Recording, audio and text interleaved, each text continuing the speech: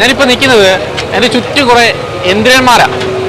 ഈ കാലഘട്ടത്തിൽ അങ്ങനെ തന്നെ വേണം പറയാം. അപ്പം ഒരു പ്രധാനപ്പെട്ട കമ്പനിയുടെ ഡോസ്കോ അതിൻ്റെ പ്രതിനിധികൾ ഇവിടെയുണ്ട്.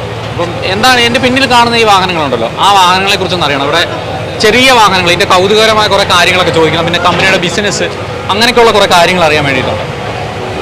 സ്വാഗതം. ഇത് പേരെങ്ങനെയാണ്? എൻ്റെ പേര് ശ്യാം. ശ്യാം. ഈ കമ്പനിയുടെ ഞാൻ ഡോസ്കോ എന്ന് പറയുന്ന കമ്പനിയുടെ കേരളത്തിലെ ബിസിനസ് ഓപ്പറേഷൻസ് നോക്കുന്നത് ഞാനാണ്.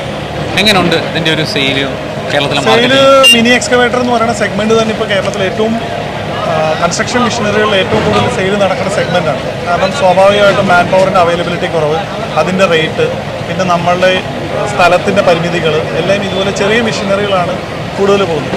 കമ്പാരിറ്റീവ്ലി പറയുകയാണെങ്കിൽ മിനി എക്സ്കവേറ്റർ എന്ന് പറയുന്ന സെഗ്മെൻറ്റ് തന്നെ ഏറ്റവും കൂടുതലായിട്ട് പോകുന്നത് യൂറോപ്പിലാണ്. യൂറോപ്യൻ സെഗ്മെൻറ്റിലാണ് ഏറ്റവും കൂടുതൽ മെഷീൻ പോകുന്നത്. ഇന്ത്യയിൽ, കേരളത്തിലാണ് ഇത്തരം ചെറിയ മെഷീനറികൾ സെയിൽ ചെയ്യുന്നതിന് 80% മെഷീൻസും കേരളത്തിലാണ് പോകുന്നത്. അപ്പോൾ നമ്മുടെ ആ ഒരു ലിവിങ് സ്റ്റാൻഡേർഡും മെക്കനൈസേഷൻ ലെവലും ആ ഒരു ലെവലിലേക്ക് എത്തിയിട്ടുണ്ട്. മറ്റ് സംസ്ഥാനങ്ങൾ നമ്മുടെ ലെവലിലേക്ക് ആയി വരുന്നതേ ഉള്ളൂ. അതാണ് അതിൻ്റെ പൊട്ടൻഷ്യൽ. കേരളത്തിലാണ് ഈ സെഗ്മെൻറ്റിലുള്ള 80% ബിസിനസ്സും നടക്കുന്നത്. എല്ലാ കമ്പനികളും മിനി എക്സ്കവേറ്റർ അതെ 5 ടണ്ണ് വരെ വെയിറ്റുള്ള, 5 ടണ്ണിന് താഴെ വെയിറ്റുള്ള മെഷീനറികളാണ് നമ്മൾ മിനി എക്സ്കവേറ്റർ എന്ന് പറയുന്ന സെഗ്മെൻറ്റിൽ പെടുത്തുന്നത്. കൂടുതൽ ഇത് ആരാ വാങ്ങിക്കുന്നത്?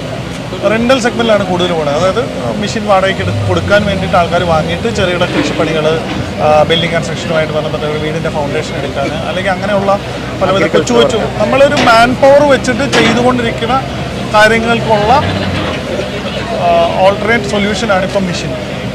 അതാണ് ബേസിക്. ഓക്കെ.